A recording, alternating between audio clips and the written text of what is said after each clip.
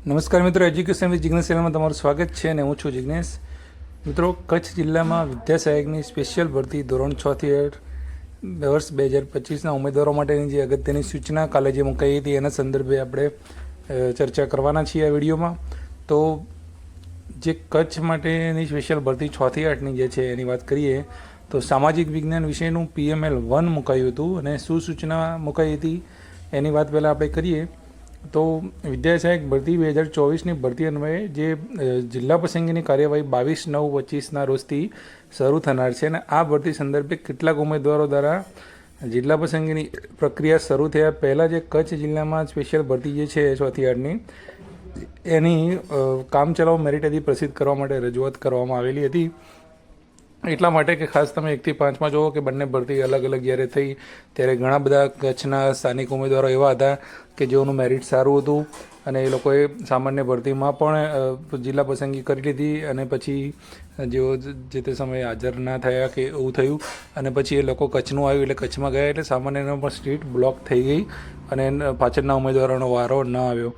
એટલે અહીંયા કચ્છમાં એ બાબતમાં જે છે 6 થી 8ની ભરતીમાં જે ખાસ કરીને ઉમેદવારો બહુ વધારે છે અને એ બાબતમાં નુકસાન ન જાય તો ઘણી બધી રજૂઆતો હતી કચ્છના સ્થાનિક ઉમેદવારોની કે જો સામાન્ય ભરતીમાં એમને આમે જવાનું જ નથી પણ જો કચ્છ ભરતીનું મેરિટ આપવામાં આવે તો એમને ખ્યાલ આવી જાય કે ભાઈ મારો આટલામો નંબર છે કે હું સેફ ઝોનમાં છું તો પછી એ જે સામાન્ય ભરતીમાં એ હક પોતાનો જે ઉમેદવારો જતો કરે તો ઘણો બધો ફરક એમાં પડી શકે.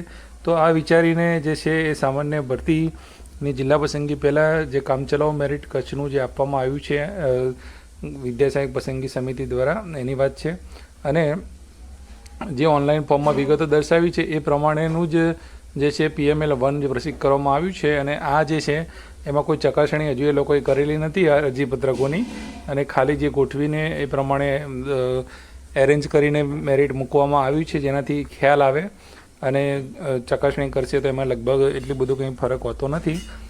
કદાચ કોઈ 2-4 નંબર કદાચ આગળ પાછા થાય તો આ જે વાત જે છે એ મેરિટની એટલે કે આમાં PML 1 છે એટલે કે આ વખતે વાંધા અરજી આમાં કરવાની નથી પણ એ લોકો ચકાસણી ચેકિંગ કરીને પછી જ્યારે PML 2 મૂકશે એટલે ફરીથી જ્યારે મેરિટ લિસ્ટ મૂકશે એ વખતમાં જે છે આ વાંધા અરજીની પ્રોસેસ જે છે એ ચાલુ થશે. અને છેલ્લે સૂચના એવી લખી છે કે ભાષાઓ અને ગણિત વિજ્ઞાનની પણ કામચલાઉ મેરિટ યાદી તબક્કાવાર જાહેર કરવામાં આવશે. તો ક્યારે થશે એની વાત કરી લઈએ કે જેવી રીતે સામાજિક વિજ્ઞાનની જિલ્લા પસંદગી પૂર્વે સામાજિક વિજ્ઞાનનું કામચલાઉ મૂકવામાં આવ્યું એવી રીતે સામાન્ય ભાષાનું જ્યારે પણ શરૂ થશે એ પહેલાં કચ્છ ભાષાનું પ્રોવિઝનલ મૂકવામાં આવશે અને સામાન્ય ગણિત વિજ્ઞાનનું જ્યારે શરૂ થશે એ પહેલાં જે કચ્છ ગણિત વિજ્ઞાનની જે છે એનું પ્રોવિઝનલ મેરિટ મૂકવામાં આવશે અને જે સામાજિક વિજ્ઞાનની ભરતીની બધા રાઉન્ડ પૂરા થાય પછી જ ભાષાની ભરતી ચાલુ થશે.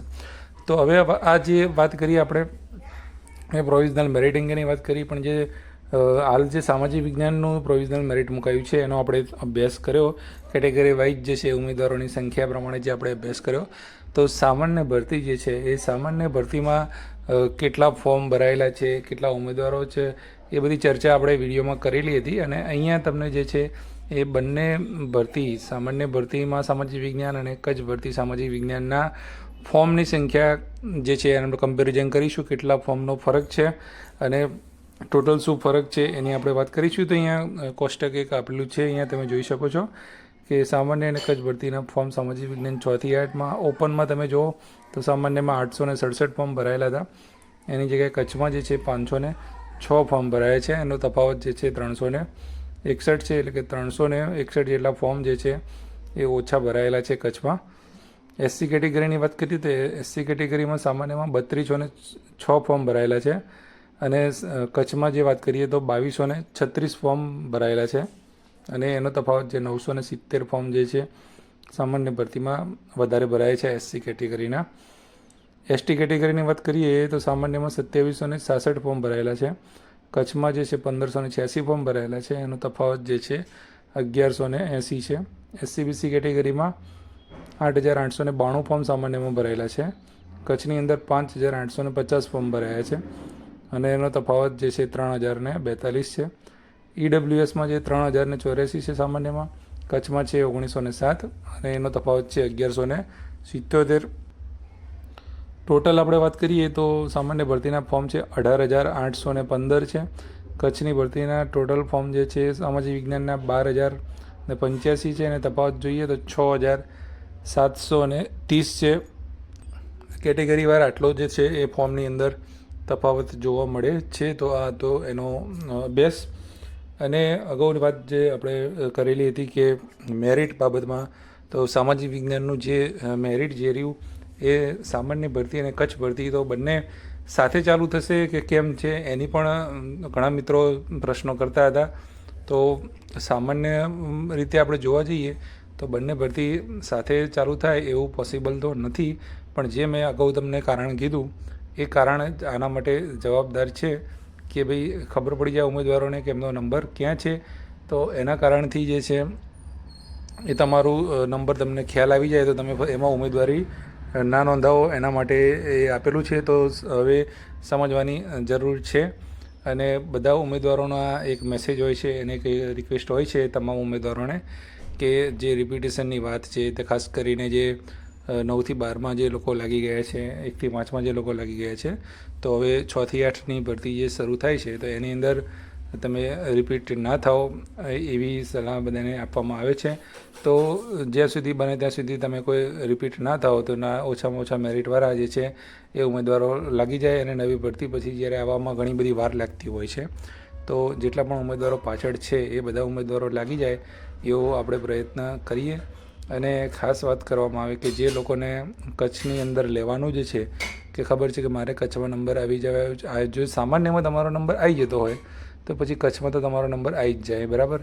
તો એટલે આપણે એવી બધાને વિનંતી કરીએ છીએ આપણા ઉમેદવારો વતી કે કોઈ બી ભરતી હોય, સામાજિક વિજ્ઞાન હોય, ગણિત વિજ્ઞાન હોય કે ભાષાની ભરતી હોય, દરેકનું પ્રોવિઝનલ મેરિટ લિસ્ટ જે છે એ આપી દેવામાં આવશે કચ્છનું. તો તમે એમાં જોઈ શકો છો. તો જેવું 1થી 5ની અંદર થયું કે ઘણી બધી સીટો બગડી, એવું 6થી 8ની અંદર ના થાય એ માટે તમારે બધાએ એવો પ્રયત્ન કરવાનો છે કે તમારે કચ્છની અંદર લેવાનું હોય તો તમે સામાન્ય ભરતીની અંદર જિલ્લા પસંદગી કરવા જ ના જતા. તો જિલ્લા પસંદગી કરવા તમે ગયા તો એ સીટ બ્લોક થઈ જશે, એટલે એટલું થોડું સમજજો. ઘણા ઉમેદવારો એવું કહેતા હોય છે કે ભાઈ અમે જિલ્લા પસંદગી કરીએ અને પછી સ્થળ પસંદગી કરવા ના જાય તો કે મેં સીટ બચાવી. તો એને સીટ બચાવી ના કહેવાય. સીટ બચાવી ત્યારે જ કહેવાય કે તમે જ્યારે જિલ્લા પસંદગી કરવા જ ના જાઓ એને તમે સીટ બચાવી કહેવાય, બરાબર છે. તો એ થોડું સમજી લેજો કે તમારો જો બીજી ભરતીમાં કોઈમાં નંબર આવી જાય એમ હોય તો તમે જિલ્લા પસંદગી કરવા જ ના જતા. ઓલરેડી પહેલેથી લાગી ગયા હોય તો પણ ના જતા. કદાચ કોઈને એવો ઇસ્યુ કદાચ એવો હોય, બહુ સિરિયસ ઇસ્યુ, તો તમે કરી શકો છો, એ તમારો હક છે. પણ થોડું વિચારજો કોઈની બીજાની લાઈફનું, કોઈનું નહીં તો એ રીતનું થોડું વિચારીને કદમ આગળ વધારજો. તો તમામ ઉમેદવારોને, મેક્સિમમ ઉમેદવારો નોકરી લાગે એવી આપણે વાત કરી શકીએ કે દરેક ઉમેદવાર જે છે એને પૂરતો ન્યાય મળે અને મોટી ભરતી આવી છે તો એનો બધાને ફાયદો મળે. તો વિડીયો સારો લાગ્યો હોય તો લાઈક જરૂરથી કરજો. અને વિડીયોમાં સારો એવો મેસેજ છે તો શેર કરવાનું ભૂલતા નહીં અને કોમેન્ટ કરવાનું ભૂલતા નહીં. જય હિન્દ, જય ભારત. Thank you.